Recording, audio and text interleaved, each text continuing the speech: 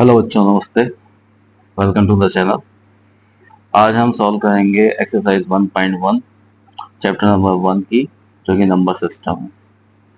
ठीक है, इसमें सबसे पहला क्वेश्चन है, is zero a rational number?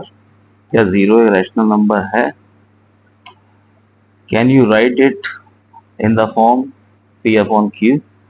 क्या इसको पी अपॉन क्यू की फॉर्म में लिखा जा सकता है, जहां पे पी और क्यू दोनों इंटीजर्स हों और क्यू जो डिनोमिनेटर है that should not be equal to zero?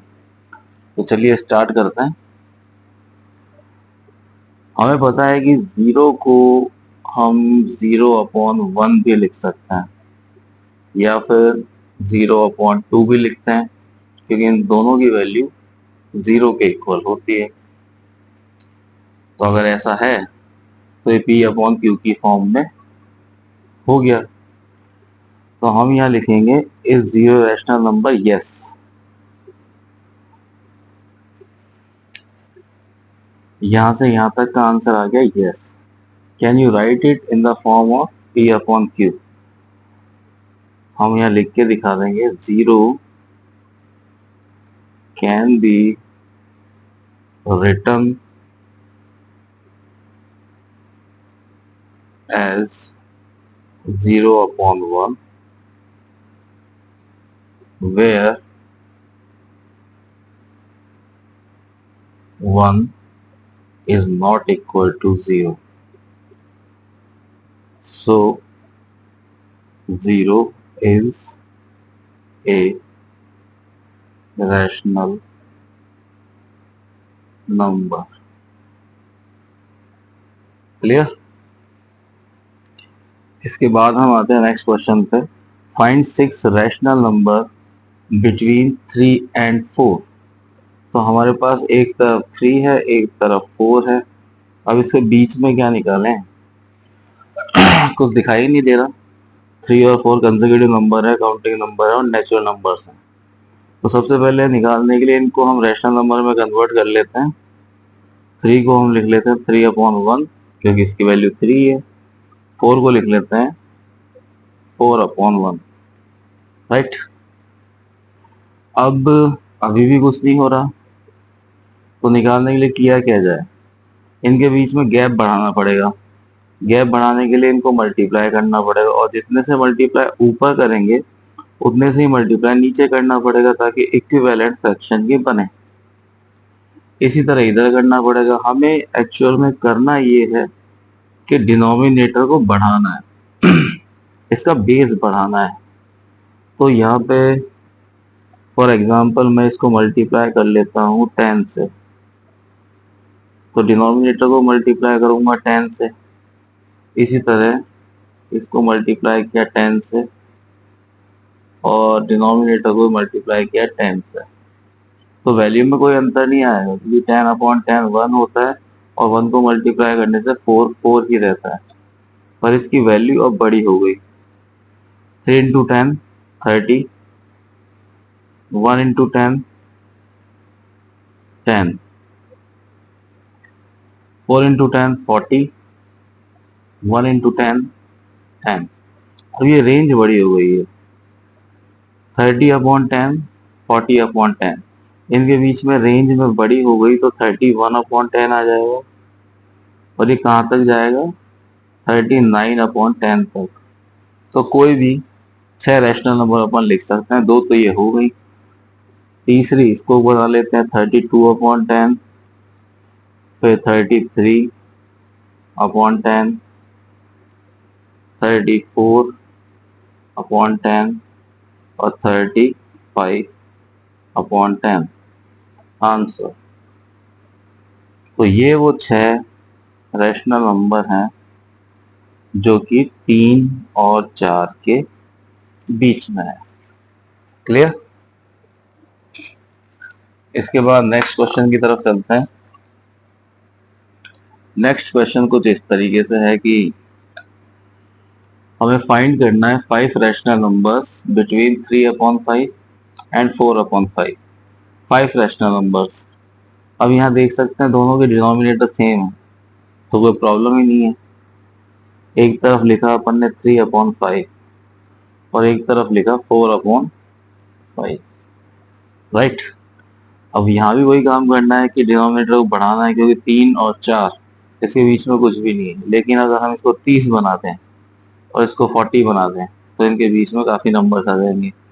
फिर वही करते हैं, इसको 10 से मल्टीप्लाई किया तो नीचे भी 10 से मल्टीप्लाई करना पड़ेगा। सेम यहाँ 10 से मल्टीप्लाई किया 10 से मल्टीप्लाई किया, इससे वैल्यू में कोई चेंजेस नहीं है। ये 4/5 था, 4/5 ही है, क्योंकि 10 से 10 कट गया तो 4/5 रह गया। यहाँ भी 3/5 ही रहेगा, लेकिन हमें वैल्यू क्या मिली? 3 10 are 30 एंड 5 10 are 50। यहाँ मिला 4 × 10 40 एंड 5 × 10 50। अब ये जो रेंज है 30/50 और 40/50, इसके बीच में काफी नंबर्स है। 31/50 से लेके 39/50 तक। ओके, तो हमें कितनी निकालनी है? 5। दो तो ये आई नहीं, थर्ड ये ले लेते हैं 32/50। फोर्थ हो जाएगी 33/50 और फिफ्थ में कुछ भी ले सकते हैं हम, 38/50 भी ले सकते हैं। तो ये वो 5 रैशनल नंबर हैं जो कि 3/5 और 4/5 के बीच में लाई करती हैं। ओके, चलते हैं नेक्स्ट क्वेश्चन की तरफ। यहाँ हमें ये बताना है कि ट्रू और फॉल्स स्टेटमेंट दिया हुआ है, इसको पढ़ के समझ के चेक करके ये बताना है कि ट्रू और फॉल्स है क्या है, और उसका रीजन भी देना है। जो भी अपना आंसर आएगा उसका रीजन देना है। फर्स्ट स्टेटमेंट है every natural number is a whole number. बच्चों, नेचुरल नंबर क्या होता है? जो 1 से स्टार्ट होके इनफाइनाइट तक जाता है। और होल नंबर क्या होता है? इसमें जीरो भी इंक्लूड होता है, फिर 1 2 3 एंड सो ऑन। तो हर नेचुरल नंबर होल नंबर होता है क्या? यहाँ नेचुरल नंबर का कलेक्शन देखिए, 1 से स्टार्ट होके आगे जा रहा है, तो जितने भी नंबर्स हैं वो होल नंबर्स में भी तो हैं। 1 से स्टार्ट होके आगे जा रहा है, तो हम क्या कहेंगे? Yes, but that means true. True है ये कि नेचुरल नंबर का जो कलेक्शन है वो होल नंबर्स में है। इसलिए चाहे 2 हो, चाहे 3 हो, चाहे 15 हो, वो सब के सब आपको होल नंबर्स में मिलेंगे। तो इससे क्या निकला इसका रिजल्ट कि ये ट्रू है। अब इसका रीजन क्या दें, क्यों है ऐसा, ये बताना है कि every natural number is a whole number. इसका रीजन ये हो जाएगा all natural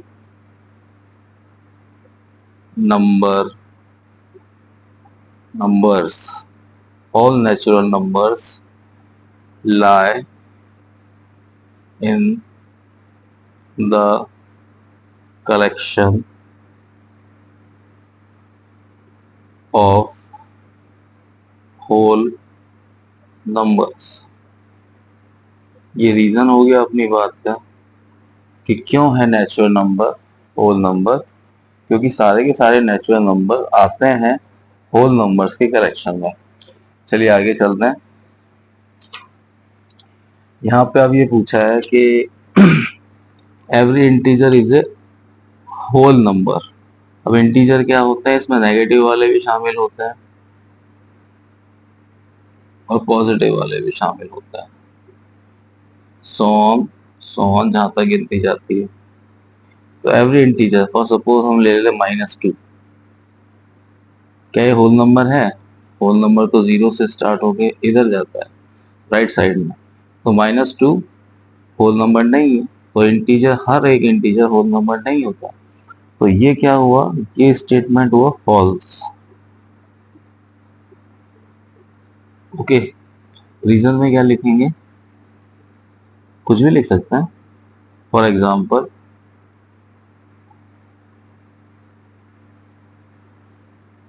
-2 is an integer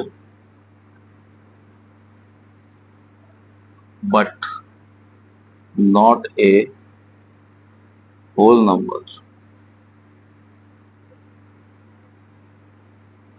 okay, ठीक है, आगे देखते हैं। Every rational number is a whole number. अब ये रैशनल नंबर क्या होते हैं? रैशनल नंबर वो होते हैं जो कि P अपॉन Q की फॉर्म में होते हैं। अब होल नंबर देख लेते हैं एक बार। 0, 1, 2, 3 एंड सो ऑन। ठीक है, ये होल नंबर्स होता है, that is denoted by W। और every rational number, for example we take 1/2, ये रैशनल नंबर है, तो इसमें कहाँ है ये? कहीं भी नहीं है, तो हम ये नहीं कह सकते कि every rational number is a whole number, तो हम इसको बोलेंगे कि फॉल्स। रीजन में ये लिख देंगे, फॉर एग्जांपल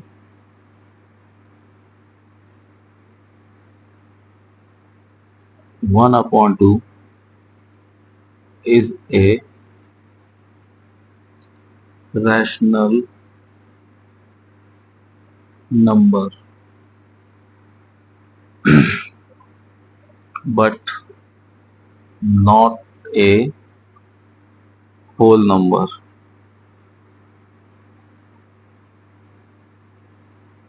ओके, तो ये थी दोस्तों आपकी exercise number 1.1 of the chapter number system। If the video was useful to you in any meaning, then please like and share and subscribe the channel also। Thank you। मिलते हैं अगले video. Okay.